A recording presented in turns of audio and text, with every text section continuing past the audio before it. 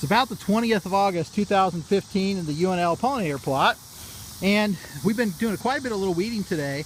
Kendra and I, which is a student that's working out and doing a lot of the sort of, I guess, manual labor and a little bit of research out here this summer, and I have been weeding. We've weeded most of these bushy shrubs, little blackberries on them today. The name escapes me, but it is a sort of weed that we do not want in here as a non-desirable for our plot. And if you look at the landscape, most of this area I'm seeing right near had these weeds in them, these shrubs that were taller than Kendra, all throughout the front of this plot. And we have, and Kendra's done quite a lot of it, weeded these different areas here. And Kendra's going to show us and talk a little about sort of the weeding process here, but I wanted to point out to you, we've been digging all these holes, and surprisingly, which was hard to see with this sort of shrubby weed right here, there was a lot of things growing around it that we'd never really noticed because it was covered with the plant. Kendra, difficulty level of this, on a scale of 1 to 10 as far as weeding a plot that's probably, this section itself, probably 4th, 5th of an acre. About an 8.5. 8.5. So some of these weeds, as Kendra said, are about as wide as her wrist as far as the base. And so we've actually had to shovel under there, and it takes 2 of us, 1 to shovel, 1 to pull. She's going to do it right here. This one's a little too, the roots are so deep.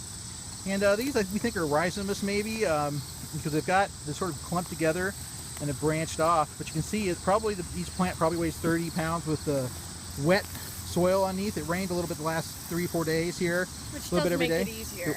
It makes it easier to pull, but it's a lot heavier. You can see how the other weeds have kind of clinged and grown around it. So Kendra, while I'm taking the video, is doing all the hard work. So we appreciate that, Kendra. But one thing we want to make note of, you do have to, when you have these sort of plots, if you do have some of these things that are undesirable, you may have to do some weeding or live with stuff you don't want in here. Remember, this is a, managed prairie area. It's probably the best way to say it. Our colleague Dave Woodine in Natural Resources uses that term quite a bit, which I think is a great one. It's hard to restore a prairie back to what it originally was because it's the landscape and just changed and people now live here. But it's a good message. You are going to have to do some work or live with some unsightly weeds. These aren't completely labor-free, are they, Kendra? So I asked Kendra not too long ago, we're at the end of the summer and classes start next week. She's doing this internship with me this summer.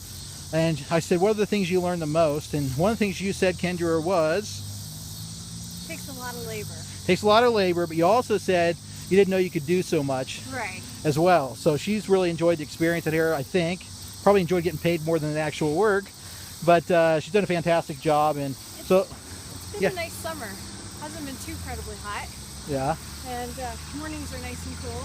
Yeah. So yeah, did a lot more than I ever thought I could. It looks a little daunting when you first look at it, and then just kind of eat an elephant one bite at a time. That's right. Exactly. And so, it looks really good out here. I mean, there's some beautiful things that are growing, and once you get the weeds out of it, it looks even better. So anyway, we wanted to just share this little weeding video with you. We don't have any major tips on weeding. We're doing it with strength and brawn and time, but it certainly looks better once we've got a little bit done. All right, Kendra, sign off. Bye.